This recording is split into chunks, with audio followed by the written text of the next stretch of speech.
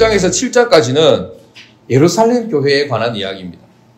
어떻게 예루살렘 교회가 탄생하게 되었고 또 부흥하고 성장하면서 발전해 갔는가라는 것들을 보여주는 말씀입니다. 오순절에 성령이 예루살렘에 있던 기도하고 있던 120명의 제자들에게 임했을 때 그들은 성령을 받고 뛰어나가 또 방언을 하며 삶을 통해서 복음을 나타내 보이면서 예수 그리스도를 선포했는데 그때 많은 사람들이 충격을 받고 주님을 믿는 자리로 나아오게 되었습니다. 사도행전의 첫 부분에서는 교회가 폭발적으로 성장하고 또 복음이 전해지는 좋은 이야기들만 전한 것이 아니라 부흥하고 또 성장하는 좋은 이야기들도 기록이 되어 있지만 그 교회가 또 고난을 받고 핍박을 받으면서 시험을 겪는 이야기들도 포함을 하고 있습니다. 아나니아와 삽비라의 성령을 속이는 사건을 통해서 교회가 비록 부흥하고 성장했지만 하나님은 고난과 핍박과 시험을 통해서 교회를 더욱 성결하고 거룩하게 만들어 가시고 또 그를 통해서 성장하게 하시는 그 과정을 보여주고 있습니다. 하나님은 우리들에게 은혜를 베푸십니다. 그런데 좋은 일들만을 통해서 은혜를 베푸시는 것이 아니라 고난을 통해서도 은혜를 주신다는 사실을 우리는 알 수 있습니다. 기도 응답이 항상 내가 원하는 대로만 되는 것이 아니라 내가 전혀 생각하지 못했던 대로 응답이 되어진다는 사실을 우리는 삶을 통해서 경험하고 있습니다. 그와 마찬가지로 은혜를 베푸시는 것도 항상 좋은 일들 통해서 내가 바라고 원하는 대로만 은혜를 베푸시는 것이 아니라 지금 이 상황에서는 내가 원하는 대로 되지 않았지만 불편하고 또 어렵고 고난을 당하는 가운데 있지만 그러한 어떤 어려움을 통해서도 우리에게 은혜가 주어진다는 사실을 사도행전 첫 부분에 나오는 예루살렘 교회를 통해서 우리는 배울 수 있는 것이죠.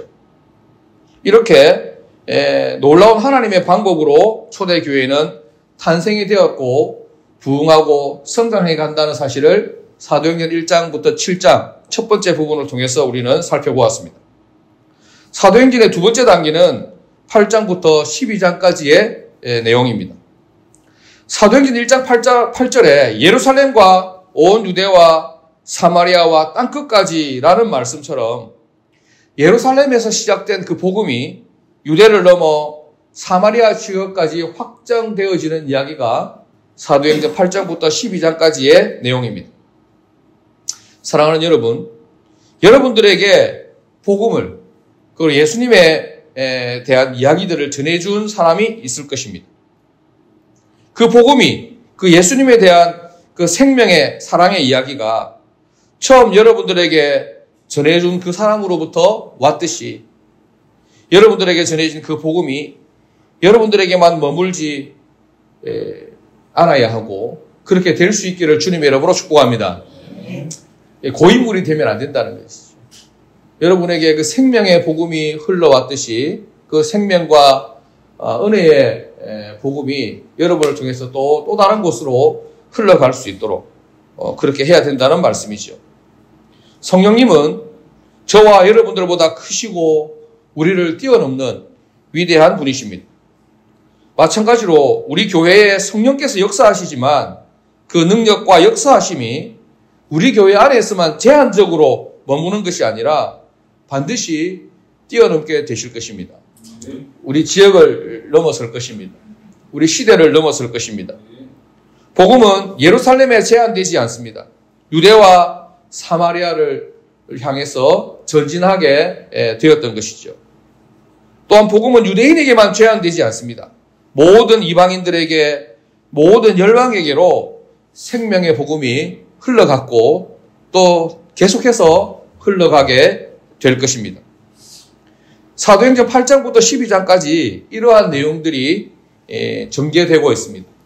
유대인들의 입장에서는 자기들만이 택하신 하나님의 선민이라서 생명과 복음과 자녀됨의 축복이 자기들만 독점적으로 소유해야 된다고 생각을 했습니다. 그게 고정관념이었고 그것을 깨트릴 수가 없었죠.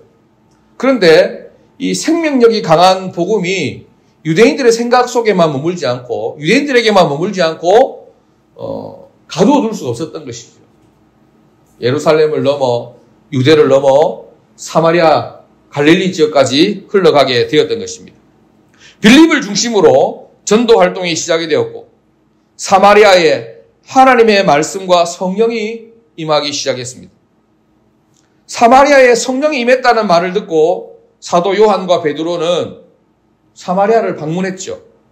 그리고 거기서 예수님을 믿고 성령 받은 사람들을 만났습니다.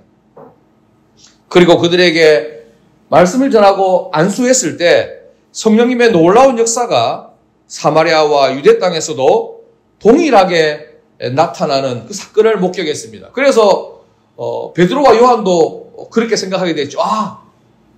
유대 땅에만 그리고 예루살렘 지역에만 복음이 머무르는 것이 아니고 우리만 예수님을 믿는 것이 아니구나. 예수님에 대한 그 능력과 생명력은 우리가 제한할 수 없는 것이구나.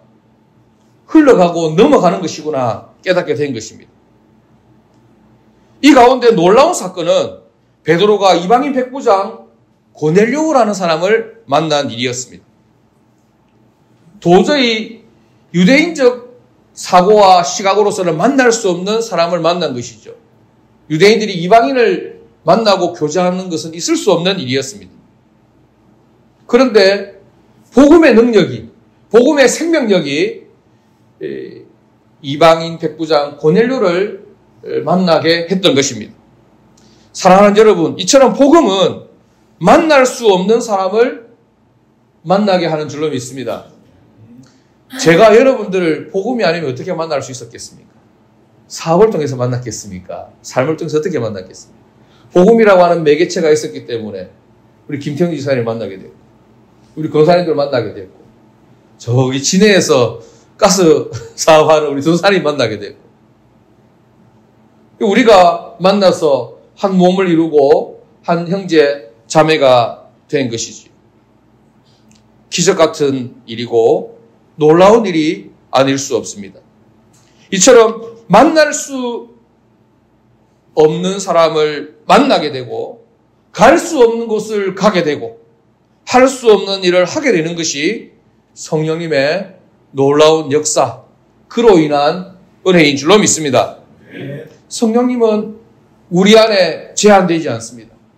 우리가 성격적으로 좀 부족함이 있고 연약함이 있고 부끄러움이 많고 적극적이지 못하고 부담스럽고 그렇다고 해서 우리 안에 제한되지 않는다는 것입니다. 우리는 약하나 성령님은 강하십니다. 우리에게는 불가능한 일이 많지만 주님께는 불가능한 일이 없는 줄로 믿습니다. 우리 자신을 보면 언제나 불가능의 벽에 부딪혀서 넘어지지만 내 안에 계신 예수 그리스도를 보면 우리는 무한한 세계와 놀라운 기적을 보게 되는 줄로 믿습니다. 사도행전에서 우리는 그것을 보게 됩니다. 사도행전에 보면 예수님의 제자들이 얼마나 나약하고 부족함이 많습니까? 그래서 스스로도 자존감이 많이 떨어져 있었고 예수님 없이는 아무것도 할 수 없는 스스로가 그렇게 생각해 왔었습니다. 근데 복음이 성령이 그들에게 임하고 능력을 받고 권능이 주어지니 그들이 할 수 없다고 생각했던 것들을 하게 된 것이죠. 넘어설 수 없었던 그 지역을 넘어서게 된 것입니다. 이제 우리는 사도행전의 세 번째 단계 13장을 시작하게 됩니다. 오늘 우리가 살펴보는 말씀입니다. 사도행전 13장에서 28장까지 온 유대와 사마리아 땅을 넘어서 민족과 국가 그리고 인종과 문화의 벽을 넘어서 복음이 확장되는 하나님의 역사를 우리가 보게 될 것입니다. 사도행전 1장부터 12장까지는 베드로와 예루살렘 교회가 주인공이었습니다. 그래서 그 베드로와 예루살렘 교회를 중심으로 이야기가 펼쳐져 왔습니다. 그런데 이제 13장 이후부터는 그 주인공이 사도 바울로 바뀌게 되고 안디옥 교회로 바뀌게 됩니다. 이제부터 진행되는 사도행전의 그 복음의 능력과 역사의 중심지가 바로 안디옥 교회인데, 사도행전 12장까지 이 사도행전의 스토리를 이끌어왔던 예루살렘 교회와의 상관관계, 그리고 각 교회의 특징들을 살펴보면서 오늘 우리 교회와 우리의 인생, 우리의 사명에 도전을 받을 수 있는 귀한 시간이 될 수 있기를 바랍니다.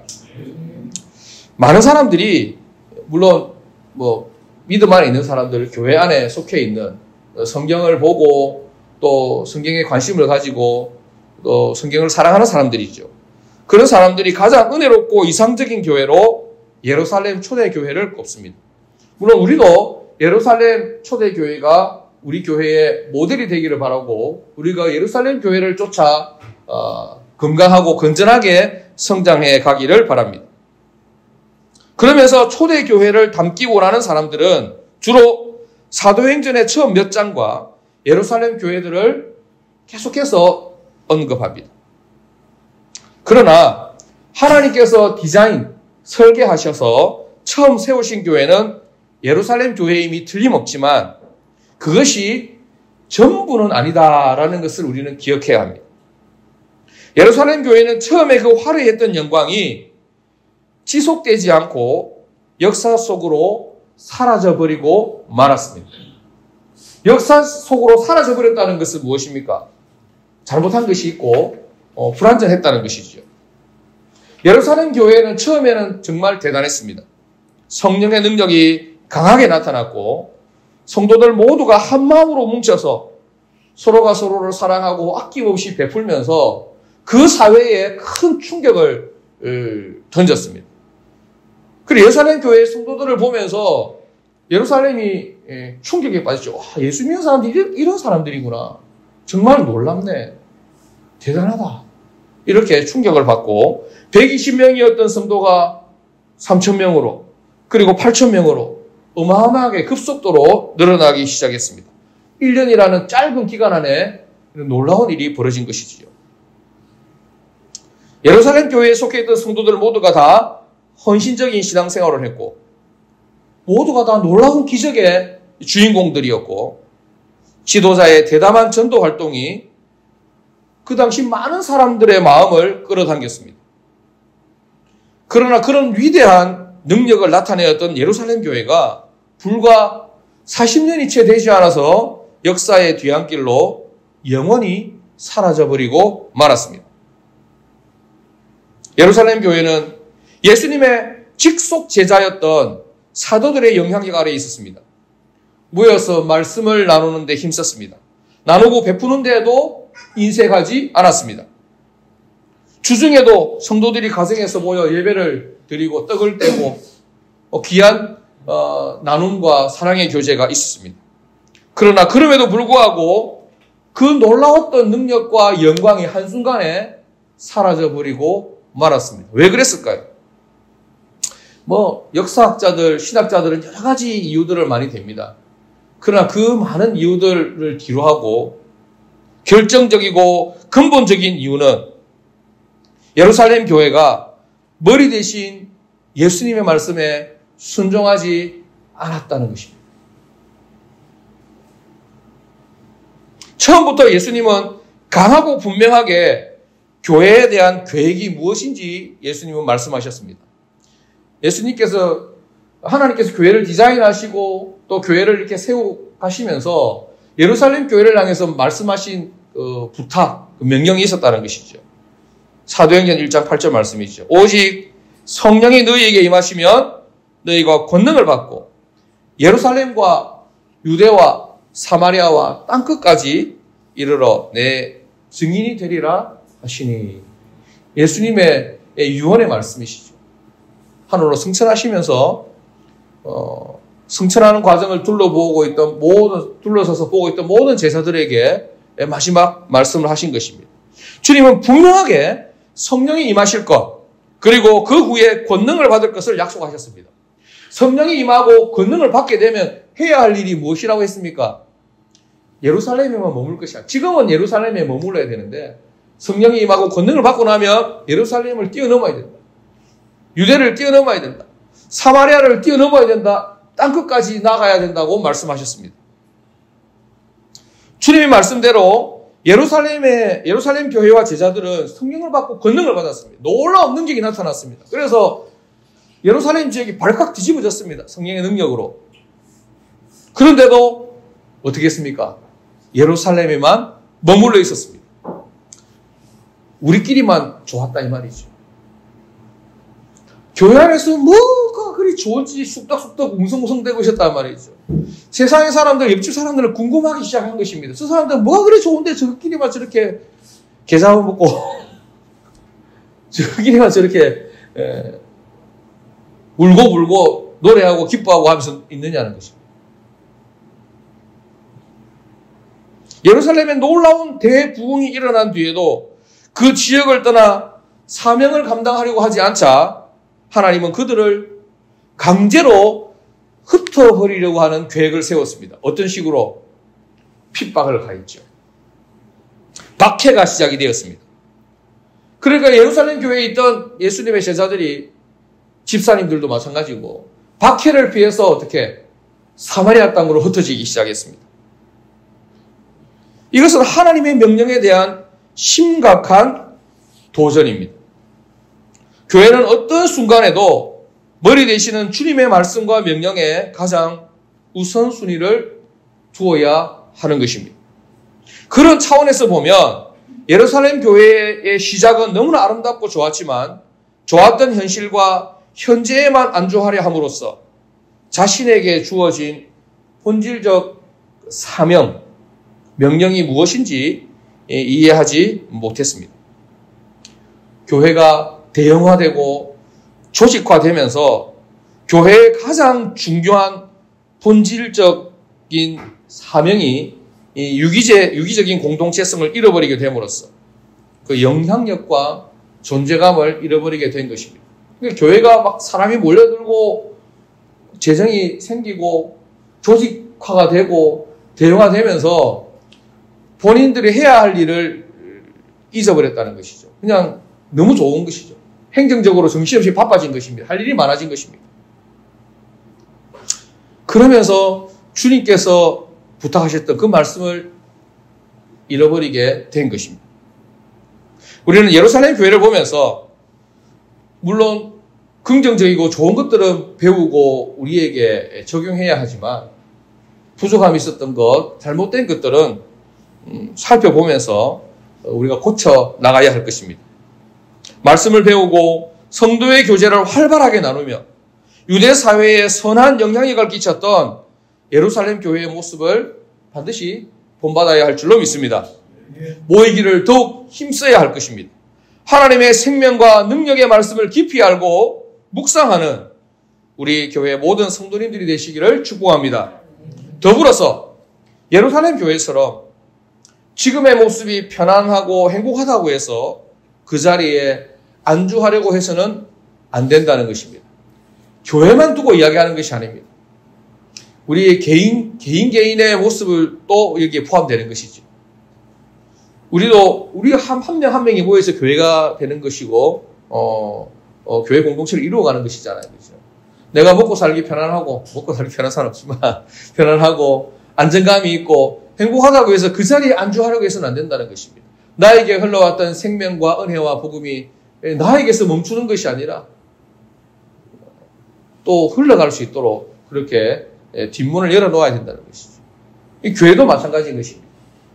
예루살렘을 넘어서 유대와 사마리아와 땅끝까지 주님의 생명과 은혜가 흘러갈 수 있도록 사명을 감당하고자 하는 것이 주님께서 원하시는 교회의 참 모습임을 우리는 기억해야 할 것입니다.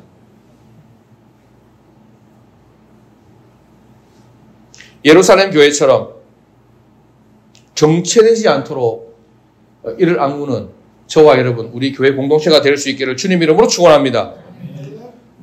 목사 나누고, 권사님도 나누고, 집사님 나누고, 따로 이렇게 다 나누는 것이 아니라, 그룹을 나눌 것이 아니라, 우리 모두가 지도자고, 우리 모두가 주님의 증인이고, 우리 모두가 주님의 참된 제자고, 우리 모두가 교회의 주인이며 또 주체가 되고, 우리 모두가 서로가 서로를 사랑하고 책임지는 그 유기체적인 공동체성을 지향함으로 예루살렘 교회를 뛰어넘는 우리 등대 열방교회, 우리 모든 성도님들 되시기를 주님의 이름으로 축복합니다. 기도하시겠습니다. 하나님 아버지,